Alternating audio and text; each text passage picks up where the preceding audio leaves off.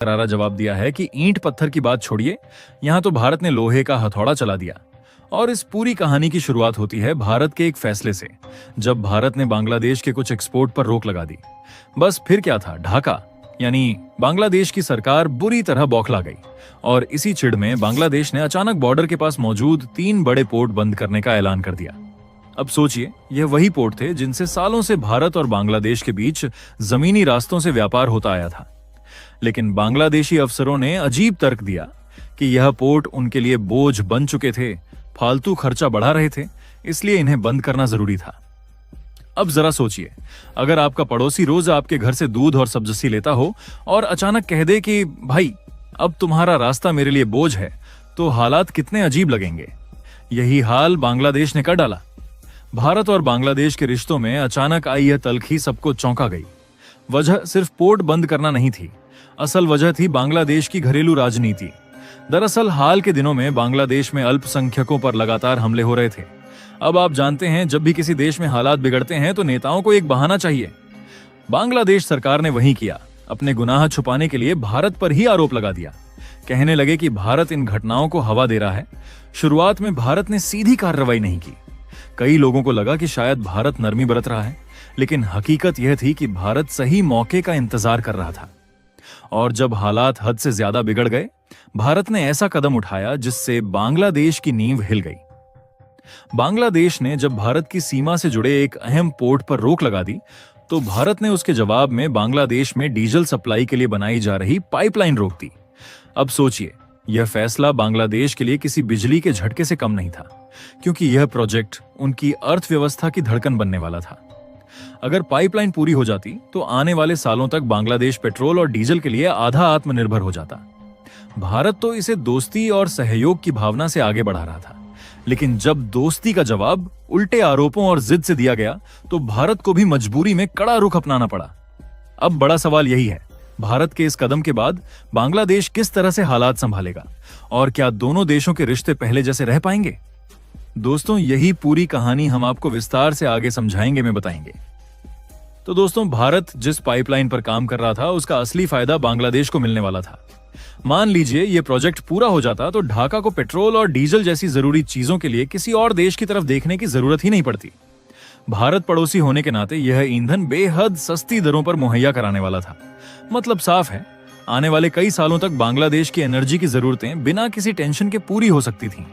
लेकिन अब हालात उलट हो गए हैं।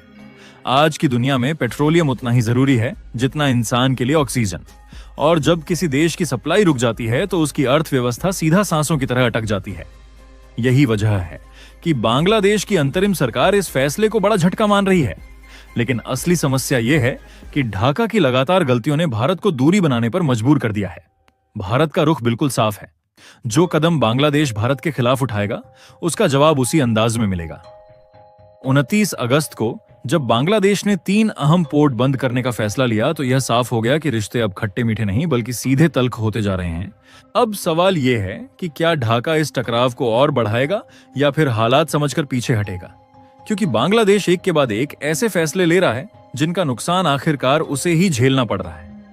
हैरानी की बात तो यह है कि वहां की सरकार इस सच्चाई को नजरअंदाज, हसीना को शरण देकर बांग्लादेश की राजनीति में दखलंदाजी की है। इतना ही नहीं, पिछले साल बांग्लादेश में भड़की हिंसा का ठीकरा भी भारत के सिर फोड़ने की कोशिश की गई। लेकिन इन सब के बीच जो सबसे गंभीर मुद्दा है वह है अल्पसंख्यकों पर लगातार हो रहे हमले। भारत में लोग यह देखकर सवाल पूछने लगे थे, आखिर हमारी सरकार कब तक चुप रहेगी? बांग्लादेश अपनी औकात से कहीं ज्यादा बोल रहा है। सच तो यह है कि बांग्लादेश की आर्थिक गाड़ी भारत की मदद के बिना चलना मुश्किल है। फिर भी ढाका आंखें दिखाने की कोशिश कर रहा है, और भारत ने अब साफ कर दिया है कि अगर बांग्लादेश दुश्मनी दिखाएगा तो जवाब भी उसी सख्ती से मिलेगा। इसी सिलसिले में भारत ने उस पाइपलाइन प्रोजेक्ट को रोक दिया जो साल 2022 में प्रधानमंत्री मोदी और शेख हसीना के बीच हुए समझौते के तहत शुरू हुआ था। यह पाइपलाइन पश्चिम बंगाल से शुरू होकर सीधे बांग्लादेश के एक बड़े डिपो तक पहुंचने वाली थी। इसकी कुल लंबाई करीब 131 किलोमीटर थी। इससे सबसे बड़ा फायदा बांग्लादेश को मिलने वाला था। क्यों? क्योंकि पाइपलाइन से डीजल ले जाने पर ट्रांसपोर्टेशन का भारी भरकम खर्च बच जाता। नतीजा यह होता कि बांग्लादेश को भारत से डीजल लगभग 20 से 25% तक सस्ता पड़ता। लेकिन अब जब ये प्रोजेक्ट ठप हो गया है तो सबसे बड़ा झटका ढाका को ही लगने वाला है। पर भी पूरी तरह रोक लग जाती, यानी एक तीर से दो निशाने, खर्च भी घटता और गैर कानूनी धंधों पर भी लगाम लगती।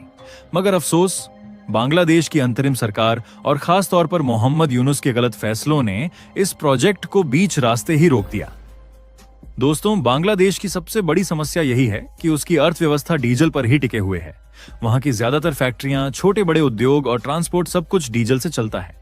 अभी तक होता यह था कि भारत विदेशों से कच्चा तेल यानी क्रूड ऑयल लाकर असम के डिब्रूगढ़ में रिफाइन करता था, फिर वहीं से तैयार पेट्रोलियम सीधे बांग्लादेश भेज देता था। इस तरह ढाका को बिना झंझट के तैयार ईंधन मिल जाता था। लेकिन असली दिक्कत यह है कि बांग्लादेश के पास आधुनिक रिफाइनिंग तकनीक ही नहीं है। उनके पुराने सिस्टम से डीजल तैयार करने में ज्यादा समय भी लगता है और खर्च भी कई गुना बढ़ जाता है। अब सोचिए, अगर भारत से सप्लाई रुक गई तो ढाका मदद किससे लेगा? पाकिस्तान, वो खुद अपनी अर्थव्यवस्था संभाल नहीं पा रहा। चीन, वो दोस्ती तो दिखाएगा लेकिन जेब काटने से बाज नहीं आएगा। अगर मान लीजिए बांग्लादेश चीन या पाकिस्तान से कोई डील भी करता है तो कीमत इतनी ज्यादा होगी कि ढाका को हर लीटर पर 10 से 15% ज्यादा चुकाना पड़ेगा। यानी साफ है, अगर बांग्लादेश को सस्ता ईंधन चाहिए तो भारत के अलावा उसके पास कोई दूसरा सुरक्षित विकल्प नहीं है। अब जरा भारत की ताकत देखिए। सस्ता क्रूड ऑयल खरीदता है, फिर अपनी आधुनिक रिफाइनरीज में उसे प्रोसेस करके ऊंचे दामों पर यूरोप को बेच देता है। यही कारण है कि इस खेल में भारत और अमेरिका के बीच भी तनाव बना रहता है। लेकिन फर्क देखिए, भारत अपने फैसले खुद ले रहा है और ताकतवर बन रहा है, जबकि बांग्लादेश की कहानी में बिल्कुल उलटी दिशा में जा रही है। अगर बांग्लादेश ने अपनी जिद जारी रखी और भारत की बजाय चीन या पाकिस्तान से तेल लेने की कोशिश की तो हालत पाकिस्तान जैसे हो जाएंगे। कटोरा लेकर दुनिया के दरवाजे खटखटाने पड़ेंगे, क्योंकि ईंधन महंगा होते ही असर हर जगह दिखेगा। ट्रक बसों का किराया बढ़ेगा और सब्जी अनाज महंगे होंगे। फैक्ट्रियां बंद होने की कगार पर पहुंचेंगी। यानी देश अब बांग्लादेश के पास सिर्फ दो रास्ते बचे हैं। पहला ये कि भारत से रिश्ते सुधार कर सस्ती सप्लाई लेकर अपनी जनता का भला करना, या फिर चीन पाकिस्तान पर निर्भर होकर अपनी जनता की जिंदगी और मुश्किल बना देना। अब यह फैसला ढाका को करना है। तो आप बताइए, क्या भारत को इस पाइपलाइन प्रोजेक्ट को हमेशा के लिए बंद कर देना चाहिए या फिर हालात सुधरने पर दोबारा काम शुरू करना चाहिए? अपनी राय हमें कमेंट में जरूर बताइए। अपने ज्यादा से ज्यादा मित्रों तक इस जानकारी को पहुंचाने के साथ साथ वीडियो को भी लाइक जरूर करें। और क्योंकि हम आपके लिए ऐसी ही क्रिटिकल खबरों से जुड़ी वीडियो काफी रिसर्च और मेहनत के साथ लाते हैं, उसके लिए चैनल को सब्सक्राइब करना बिल्कुल ना भूलें। जय श्री राम।